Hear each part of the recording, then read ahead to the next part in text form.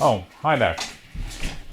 This time I'm going to strengthen the inside of the back deck while laminating the inside. So let's start with that. The hatch support will need strengthening as I moved it forward. With two small strips, I will stiffen the hull under the hatch.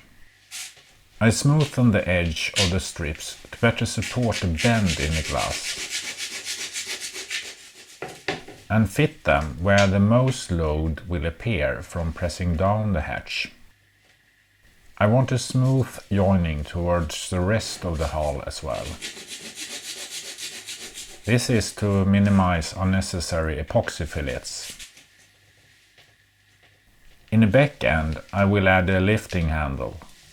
Thus I will need to improve the wood to get the screw support. I make tracks in the wood where I later cut and check what needs to be removed. A lot of test fits, thus it's good to have a big handle to grip.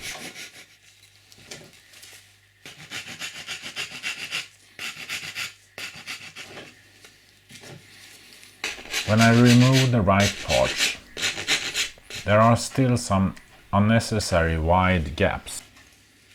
Thus I trim some smaller pieces as well.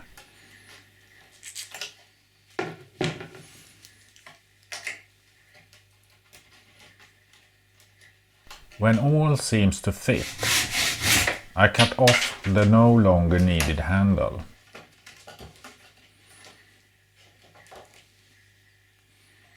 But soon realize I need to fit the piece in the hull as well.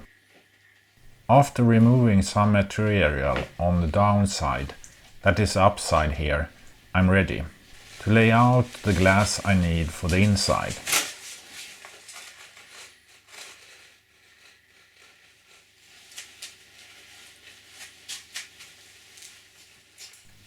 I cut out 3 pieces of cloth. Open up for the cockpit and the hatch.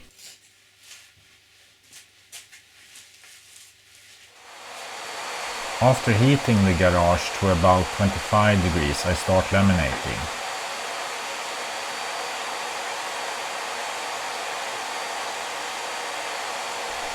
Here I use thickened epoxy. I want the epoxy to stick well into the gaps and make the end into a solid piece. I try to limit exposure to epoxy, but here I need to use a hand to get the piece in the way I want it. The actual lamination of the inside of the deck is quite straightforward. You've seen it before.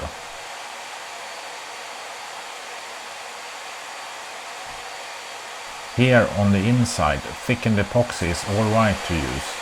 Not many people will see the opaqueness in the laminate, and thickened epoxy results in less problem with air bubbles. It also sticks better on surfaces that are not entirely flat, as these edges. I use one single layer of glass on the inside, except just behind the cockpit. Behind the cockpit you may place some heavy load when entering the Kayak.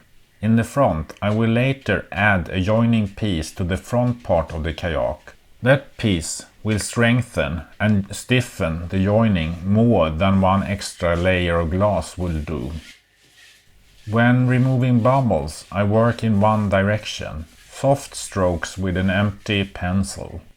After a while more and smaller air bubbles appear, especially here around sharp bends. Glass don't take 90 degrees bends well. I add some glass in the back end as well. After 6 hours of curing, I add a second layer of epoxy and try to remove air bubbles. After opening the bubbles with the point of a knife, I try to fill them with epoxy. The whole portion of epoxy is smeared out in order to not waste anything. After about 20 hours of curing, I can clean cut the edges and cut off the cover of the bubbles. Here I will need to add a second layer in some areas. I add a coat of pure epoxy to cover the exposed areas.